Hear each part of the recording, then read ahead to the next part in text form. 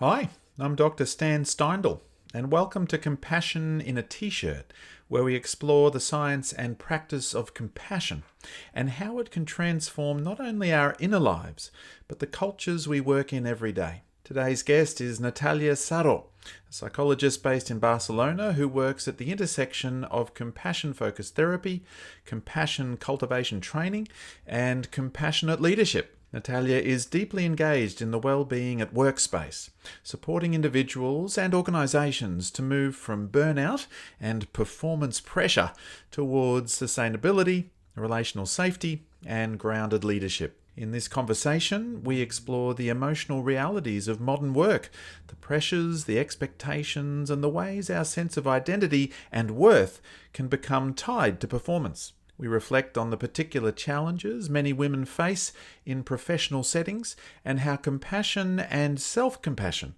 can create steadiness, clarity, and strength in complex environments. Natalia, a certified Spanish-speaking instructor with the Center for Compassionate Leadership, speaks beautifully about translating not just the language of compassion science, but the leadership narratives within Spanish-speaking cultures. She brings a thoughtful, long-term perspective, what she calls cathedral thinking, about shaping emotional climates that may outlast us. And if you don't already follow her, Natalia has a wonderful Instagram presence where she shares reflections on compassion, leadership, and well-being. Thoughtful, grounded, and quite powerful. And so I bring you Natalia Sarro.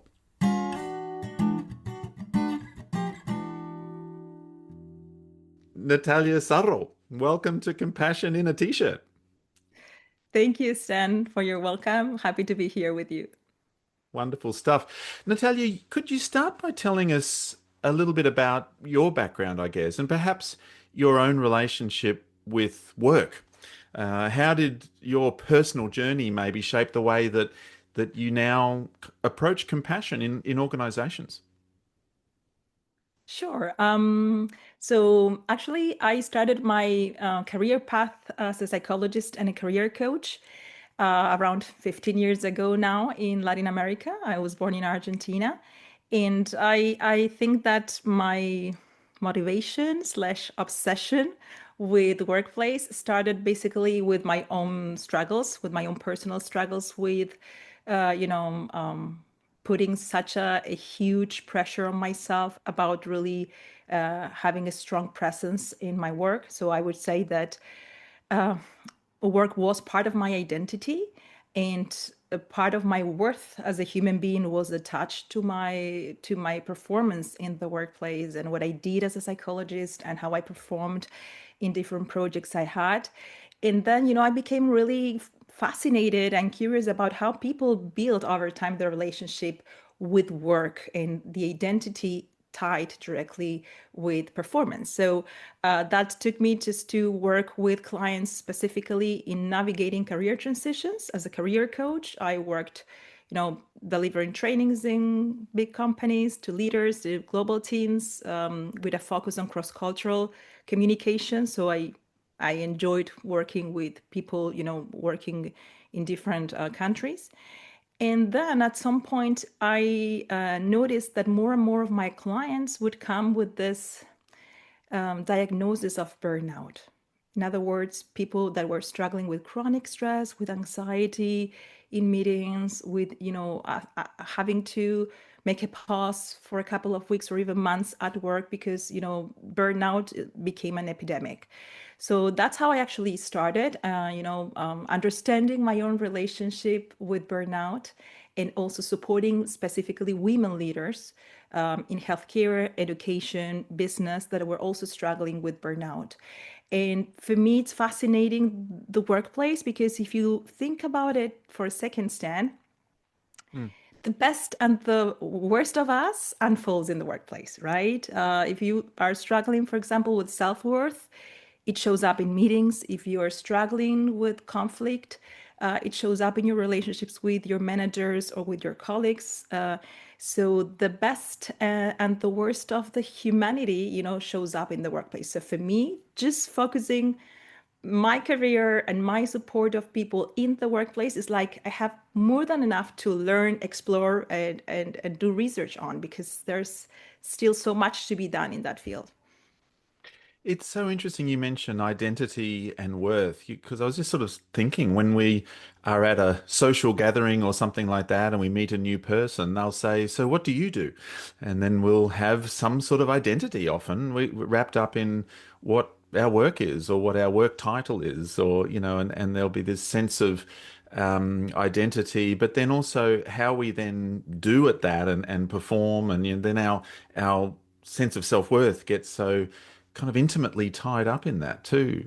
And then, of course, we feel this drive to achieve or to overachieve, and then perfectionism kicks in, and then suddenly we're starting to feel a bit exhausted by all that as well. So it just all sort of layers up, I suppose, in a way. It does, and also I believe it's not only about what the workplace offers, it's also about gender socialization. At least from my perspective, what I observe working with women leaders, specifically women, struggle with perfectionism and with self-criticism even more than men.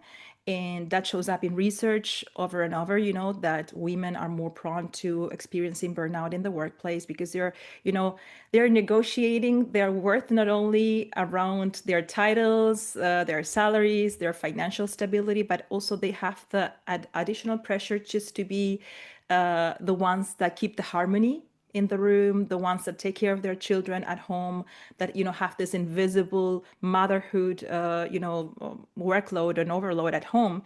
So basically, it's added layers that create this perfect storm for women, especially when it comes to exploring career paths or trying just to grow in their career journey. So Mm. I see more and more, super brilliant women, academic, professionals, researchers, leaders of great organizations, really, really struggling with self-worth, really struggling silently with finding that they do not have a voice or that they cannot take up too much space because they can come across as too much, and usually this does not happen when it comes to same behaviors coming from a man in the room, right? So this is not usually openly spoken in all meetings, but that's something I observe over and over in my individual practice with leaders. And that's why I find compassion in the workplace and compassionate leadership is essentially important for women Mm. at work. Mm.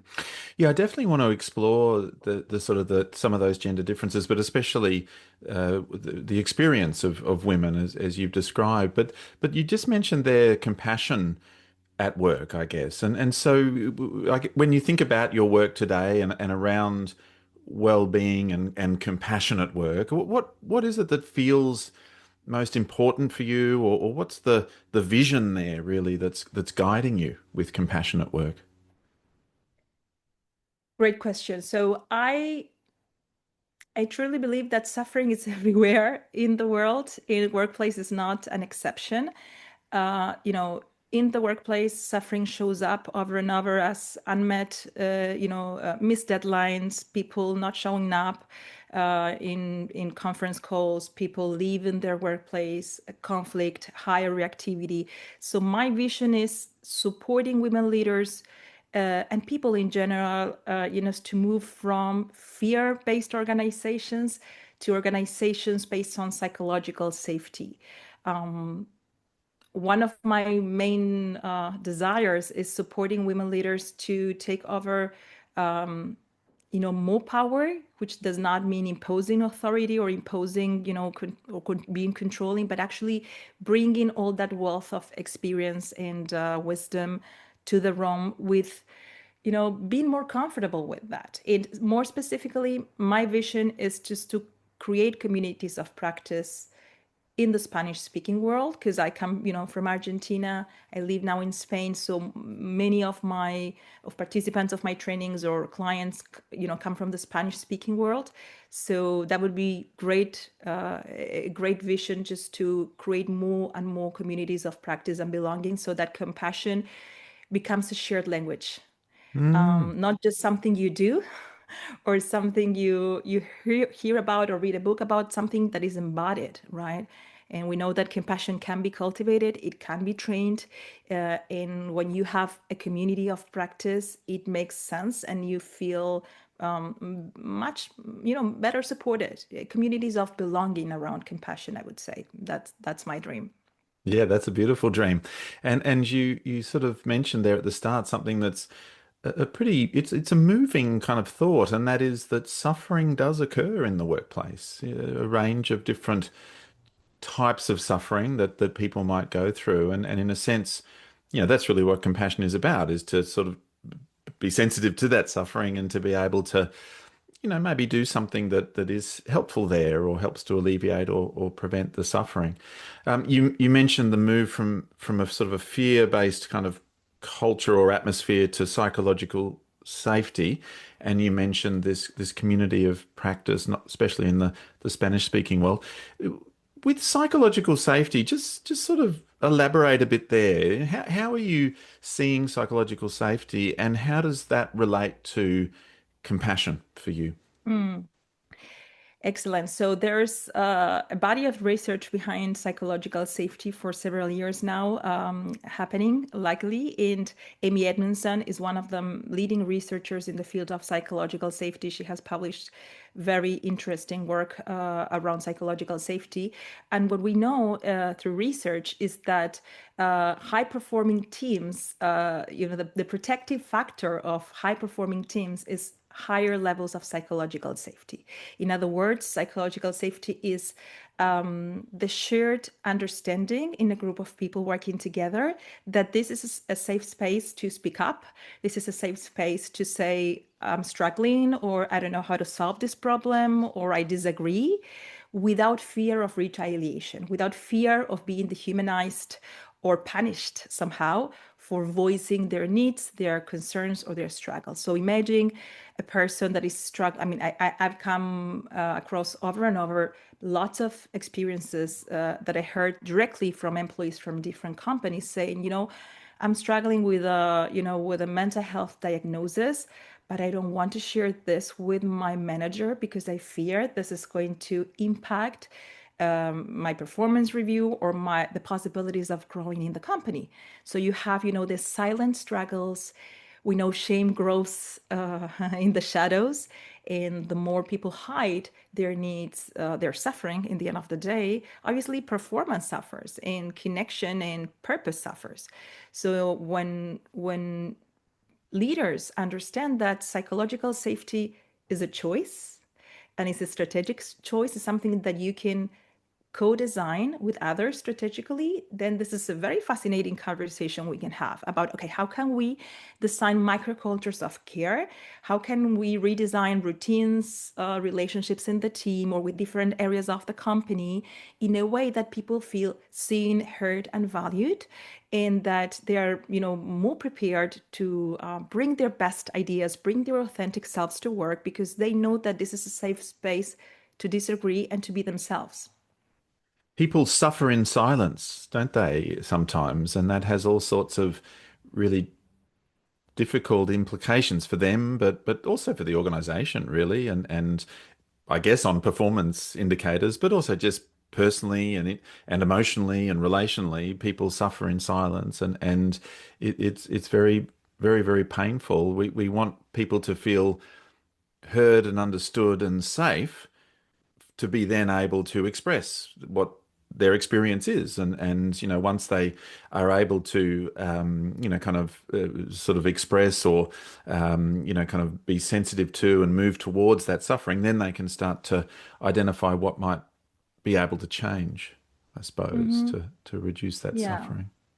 Yes, absolutely. So, and I think so. This is part of the work of a compassionate leader, to lead not only with compassion, which is what, intuitively we all understand what it's all about. Leading with compassion means, being able just to, have a higher level of self-awareness, understanding how to, deal with own emotions in order to respond intentionally rather than reactively, how to listen in meetings to other people, how to, be offer generous interpretations of suffering and understanding that, for example, an employee that is not delivering or that it's not showing up or that its performance is dropping, there's a human being there whose needs are being unmet, right? So that would be leading with compassion. But I think the most interesting aspect that I also learned from my work and from my path as a teacher of the Center for Compassionate Leadership in compassionate leadership training is the added layer of leading for compassion. And that for me was like, a game changer. Leading for compassion means it's not only about being a good leader in the room, but actually having a vision of strategically shaping systems where there's less chances that burnout happens, less chances that people feel excluded, and more chances that compassion flows naturally within the team, through the way we communicate with each other, through the way we organize tasks, through the way we open and close meetings, and so on. So for me, that's that's part of my vision. How can we support leaders to lead not only with compassion, but actually for compassion, considering the higher impact and the long-term aspect of shaping organizations? Yeah, leading with compassion and leading for compassion. You became, I think, the first certified Spanish-speaking instructor with the Center for Compassionate Leadership, and I've actually had Laura Berland and Evan Harrell on this podcast before, so I've met them both. But what's that meant for you, really? I guess it's a bit to do with communities of practice, as you were describing a moment ago, like bringing compassion, science, and compassionate leadership into Spanish speaking contexts, I suppose. Mhm. Tell us about that. Sure. So actually, compassion science and compassion cultivation training is already happening in the Spanish speaking world. Actually, Yeah. one of my teachers from the CCT teacher training program is Gonzalo Brito Pons, who has been doing brilliant work around translating the science of compassion and bringing it into the Spanish speaking world in different ways. Now, what I've noticed is that compassion in the workplace and compassionate leadership, I think there's still a lot of terrain to be explored. It's like kind of a more unexplored territory in the Spanish speaking world, at least from what I know. So I think there is a huge opportunity there.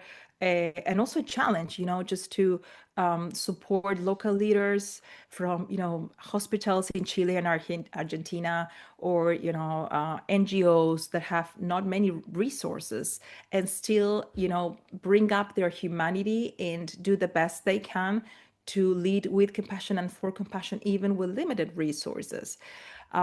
So part of my goal has been, to translate the content and the curriculum of the compassionate leadership training program to Spanish, which is obviously not only a language translation, but it's also more of a subtle cultural translation. So, the flow of the program and the main concepts are understandable and also, feel like we own it, right? So I had to make several adaptations, and I'm still, making adaptations because I'm still receiving feedback from participants, and it's becoming an embodied work. That's what I really, really like about this project. That people are, saying things like, "I like the program. I like learning compassionate leadership, but I think we need, more time to talk to each other because, as you probably know, Spanish-speaking cultures are mostly collectivistic cultures, right? So we learn mostly from each other and through connection and conversation. So that meant I had to increase the time, of breakout rooms or group meetings during the program so people could really connect with each other. So as you can see, that's how compassion is weighed differently in some cultures. And we need also to have that cultural sensitivity when we work with people from different backgrounds. And that's fun, that's challenging, and it's fun. Mm. I know this is a relatively simplistic question, but is there a particular word or words that you had to choose between in terms of a translation of compassion? Well, actually, no. We didn't need to translate the word compassion into a different word. So we use the word compasión. Empathy sounds the same, empatia. So I think there hasn't been such a challenge at, making a very, fine translation of specific words. It's more about making the experience of learning compassion in the workplace more adapted to how we learn in South American countries, right? So, for example, originally the sessions were 90 minutes according to the main curriculum created by the Center for Compassionate Leadership, and we had to extend it to include guided visualizations and have more time for breakout rooms. But it's more an adaptation of the format and to the way we learn together, but not necessarily about the wording. Mm. Yeah. Okay, that's interesting. No, it's there's a whole range of nuances, the differences that you wanting to gradually understand and adapt, and it's more in the flow of the presentation and the interaction styles and those sorts of things, not so much the words per se. Yeah. However, I have to say that compassion still carries the weight of pity, exactly like it happens, in other languages. So we still have a lot of work to do around distinguishing what compassion is and what compassion isn't, right? It's not pity, it's not associated with specific religions. So still probably now thinking second time about your question, yes, there's still a lot of work to be done, especially when it comes to working with corporations about understanding compassion as something different to weakness or being too soft or pity or narcissism. So we still need to educate people about and psychoeducate people about, the power of the word compassion, and also showing the data of the research and the data behind the impact of shaping our leadership style in a compassionate way. So I usually try to use other synonyms together with compassion, but never eliminating the word compassion from the conversation, such as caring leadership or humanized leadership or human-centered leadership, because those are words are more accepted, so to speak, in the corporate world. Mm.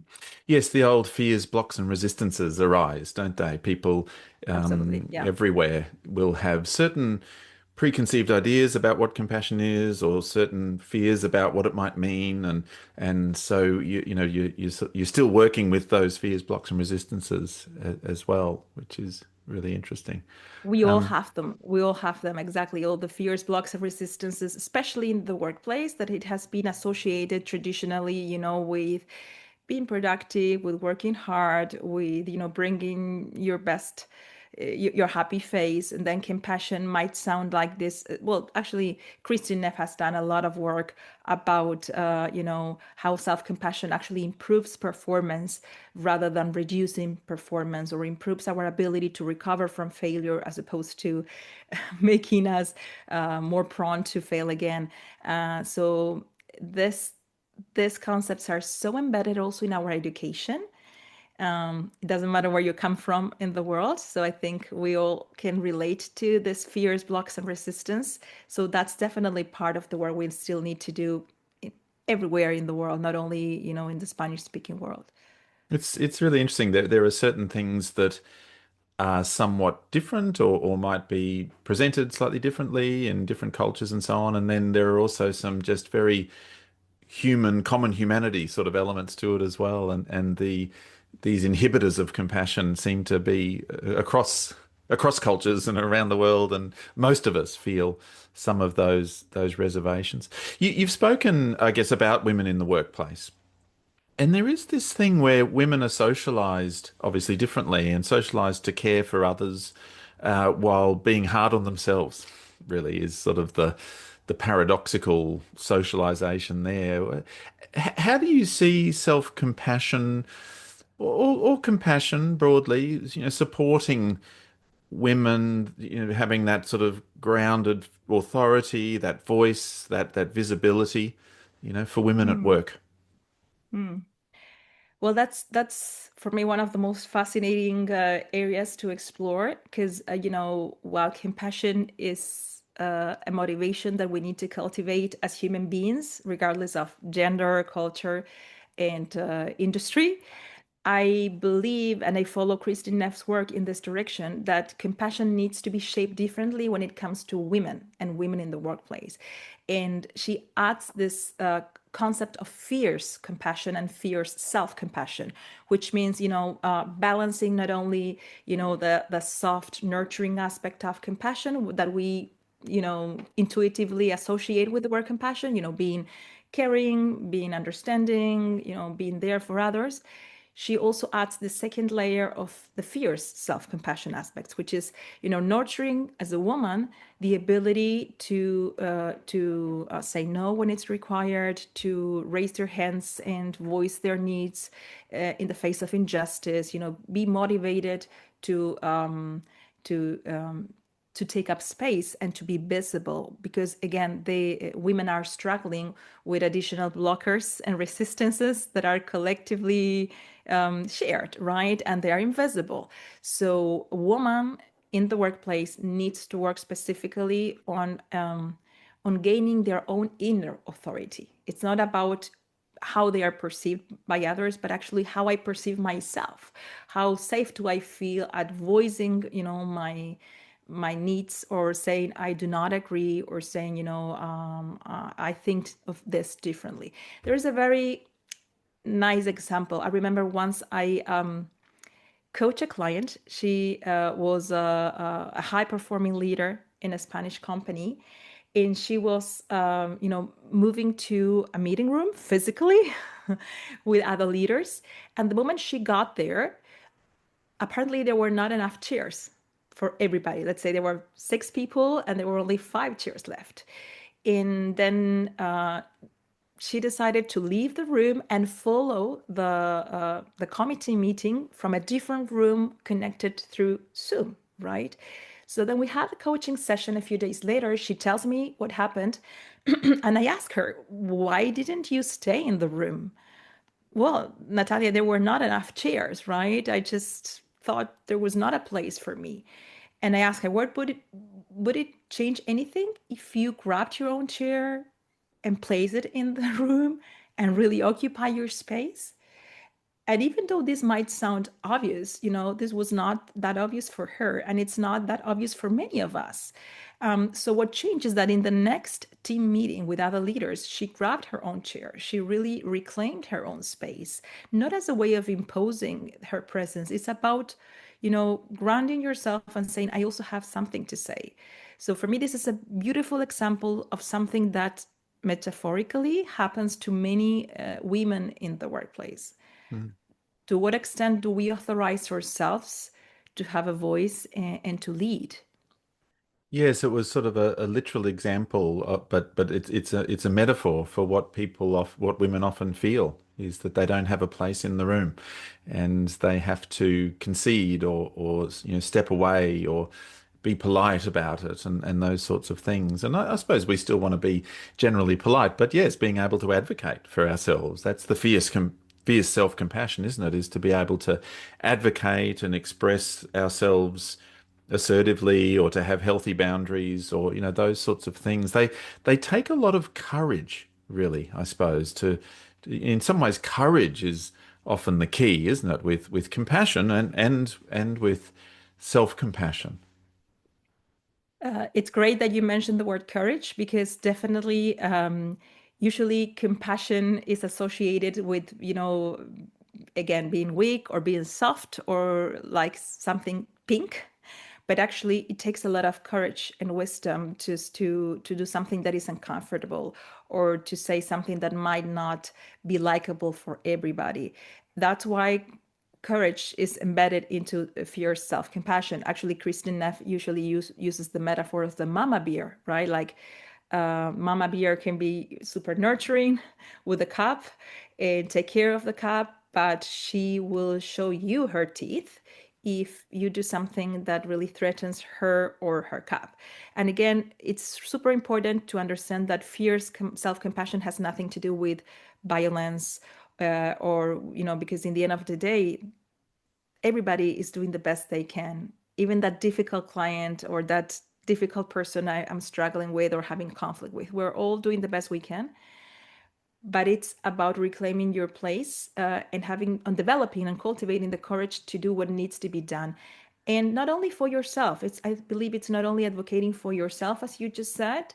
Many of these leaders are advocating for their own teams or for their own communities. They need to, claim full benefits for a team member, or they are defending a cause. I work with many women leaders that work for foundations and NGOs, so they're actually supporting a cause, a community or a collective cause. So imagine that when a woman raises her voice in a very grounded but clear way, she's also protecting others. So there's an altruistic motivation behind self-compassion. Mm. Yes, the mama bear again. The mama bear. But Yeah. I think one of the things that really kind of frustrates me sometimes, or feels really wrong or unfair, is that the same kinds of advocating behaviors, whether one's advocating for themselves or one might be advocating for their team as a leader, but those same advocating behaviors in women can be sort of interpreted differently than when those same behaviors are coming from men. There's like an unfair sort of assessment or interpretation, or the women get labeled wrongly, when actually they're doing the very same thing. I know I'm not might not be explaining myself very well, but what are your thoughts there in terms of how that socialization sort of even affects things at that level? The same behaviors get interpreted sometimes, or judged so differently. Yes, and there's also research backing up this gender bias that you just mentioned. Women and men were not being measured with the same stick, or we are being measured with different bars. So when a woman, speaks up or raises her voice or says, "I don't agree," usually they can be associated with being either too much or too intense or too bossy. At the same time, if they show up as very nice or kind, they might be stigmatized as too weak to lead, right? And I've Mm, noticed that there's a lot of energy being wasted internally in women trying to find this balance between not being perceived as too much or too bossy, uh, and not too weak to lead, right? Especially talking about the workplace. So I think there's that's part of my work, supporting women to understand that there's a waste of energy and a waste of inner resources being used trying to find their place in the room. Still, I would recommend still do the best you can and still show up. I think compassion is about showing up even though you will be measured or you will perceive differently in the room. And I think that's why also everybody, not only women, but also men, need to be more aware about this gender bias, because even women have this gender bias. That's interesting, right? Not only men have internalized this preconceptions, but also women, because we are also living in the same world, and where we observe our mothers, for example, or our grandparents or our grandmother in the same relational dynamics. So we tend to reproduce them unconsciously as women. So I think this is cathedral work, Stan. When I think of compassion as cathedral work, I think that we're laying the stones right now for a huge building where we might not see the whole building finished, but still it's worthwhile laying the stones. mm, With women leaders, I think it's exactly the same. We need more women making great decisions, protecting their communities, protecting causes. There's so much space that needs to be taken, and this is going to probably take a lifetime of many of us, but it's still worth it. It's still worth. I hope to see my daughter, or if I have ever grandchildren, experiencing workplaces differently. That's part of my vision. Like, how can I contribute during my lifetime to workplaces where women feel equally entitled to make changes and make the impact that they want to make and lead strategically and use their voice and feel part of the room without trying to regulate themselves all the time. So that's why Mm. the system needs to be reshaped. Yeah. Yes, there's a lot of energy that's expended on that very, what feels like a very delicate balance. And often men in the workplace perhaps aren't having to expend that sort of energy. I mean, like sometimes men can be actually very, very difficult and at the problematic end of aggression or something like that, and they're just sort of seen as being kind of men, or maybe even seen as good leaders because of it or something, and they're not having to really think about that delicate balance of that you describe that women are thinking about all the time. I mean, in some ways, men need to perhaps work on the tender compassion side of the ledger, and women on the fierce compassion or self-compassion side of the ledger to bring in some of that balance. Absolutely. In the same way that women are suffering from, um, having difficulties expressing anger, healthy anger, I also see over and over also in my coaching practice, male leaders struggling with showing their tender aspect and understanding, I mean, many of my clients come with, this question like, I'm feeling all of this. What do I do with this? Or I feel sad, and sadness sounds like an alarm, like something that needs to be, minimized or avoided, especially in the workplace when someone makes them really, concerned or sad. And part of also, I think, the education of the future generations of leaders, hopefully, includes not only teaching about strategy and numbers and finance and ROI, but also understanding that the highest impact will come from, self-regulation, from co-regulation, and from being deeply connected with all of our human aspects, the feminine and the masculine aspects we all have inside, actually, regardless your gender, right? Because these energies are actually living inside all of us, and they need each other. So we need, the strength, we need the motivation, we need the presence to make changes, and at the same time we want to be a caring force. So how we integrate this as leaders, that shows up in, for example, how we treat an employee that is struggling, how we give feedback, even when it's difficult feedback, but that needs to be given. It's how I show up when there's uncertainty. I mean, I work with companies that have had very difficult layoffs and restructuring processes. That means people have fear of losing their jobs. They feel that the uncertainty, the financial uncertainty. So how do you lead in the middle of chaos, in the middle of uncertainty? The Mm. quality of your leadership comes from how you connect with your own vulnerability, whether you're a man or a woman. And it comes also from understanding that vulnerability doesn't mean weakness, obvious as it sounds, but it's not weakness. And still, in the workplace, vulnerability is seen as something that needs to be avoided or hidden, or that it's probably not going to get you where you want to go as a leader.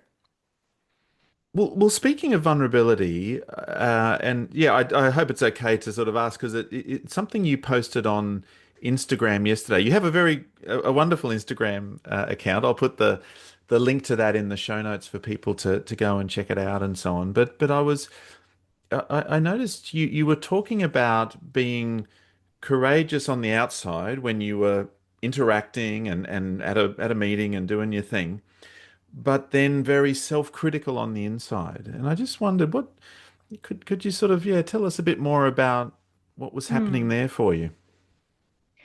Sure, I think this is an experience that many women leaders can relate with, because in the end of the day, there are many women leaders doing a great job out there at, leading huge teams or making really tough decisions or, speaking in big scenarios. So there's this inner conflict, silent conflict between, showing others or even performing in a way that really allows us to create the impact in the world we want to create. And at the same time, there's this silent inner voice when we come back home that says, did I do it right? Wasn't I too much? Or maybe I should rewrite this report 10 times to make sure that it's acceptable or that it's not rejected. So it's a little bit about this inner waste of energy that I was mentioning before, that is tied to the voices of self criticism, which, again, from my experience working with women, it comes from internalized voices of criticism that we heard from parents or from significant others or from teachers in childhood.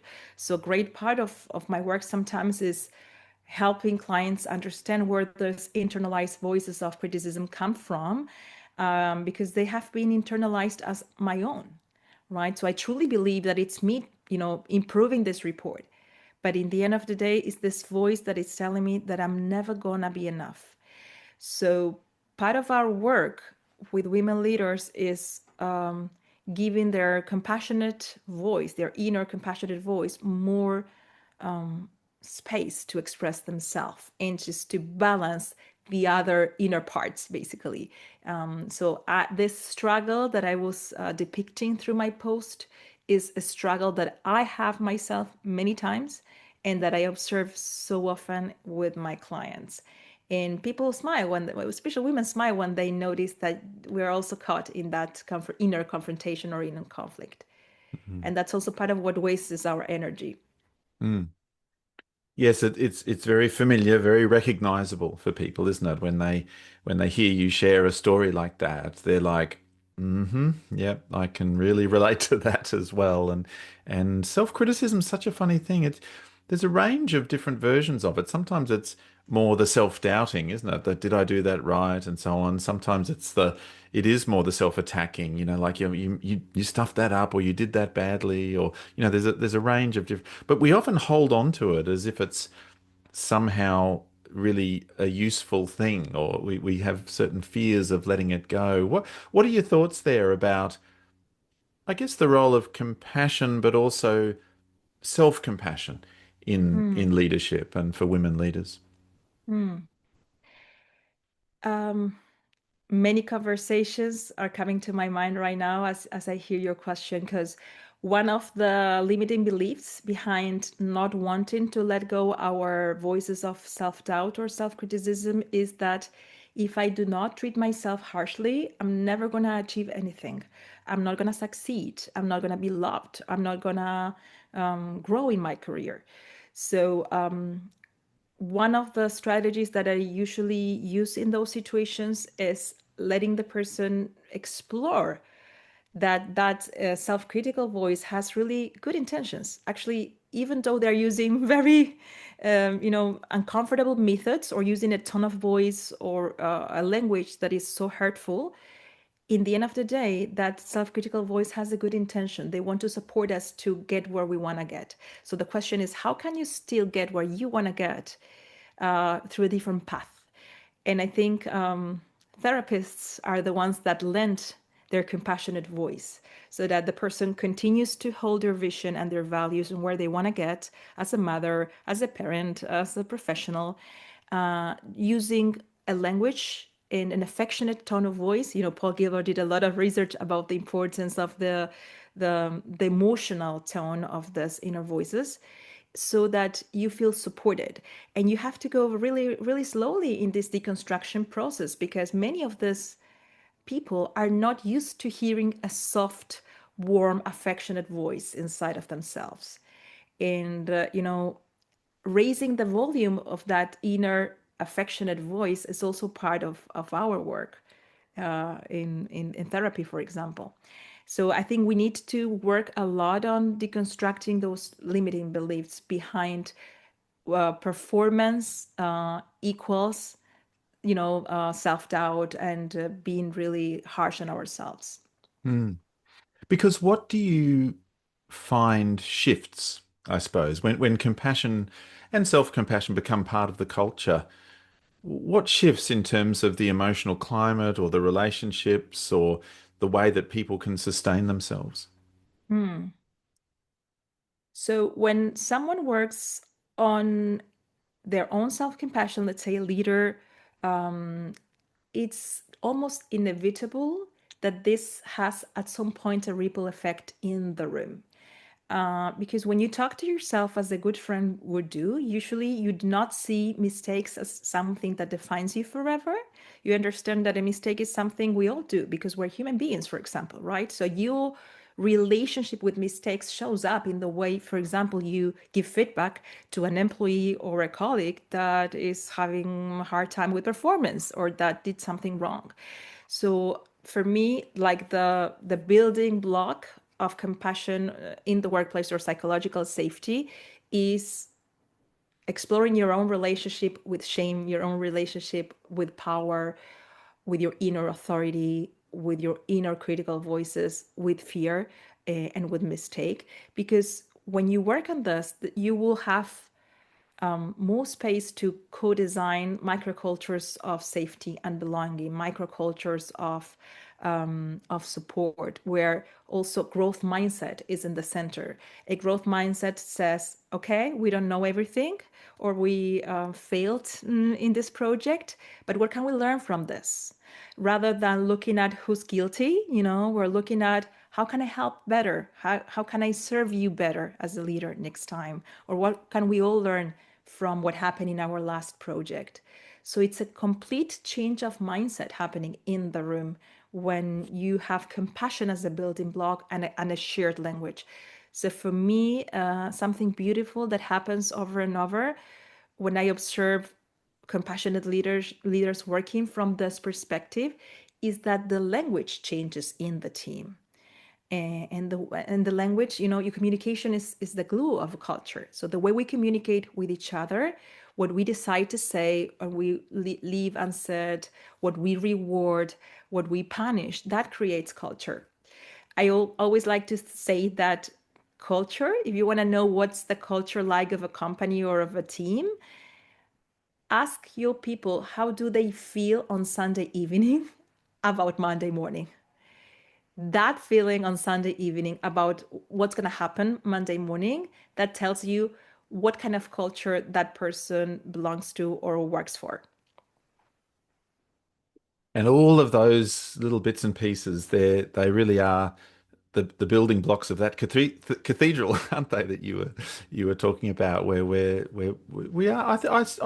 I think we are moving in that direction. It is a long arc, as you say, but these are all the building blocks of the a cathedral that really is a kind of a compassionate culture and community and environment in the workplace. Well, Natalia Sarro, thank you for all of this stuff that you've been telling us about. I will include your various links and your website and that sort of thing in the show notes, of course, so people can be in touch. But also, thank you for being with me on Compassion in a T-shirt.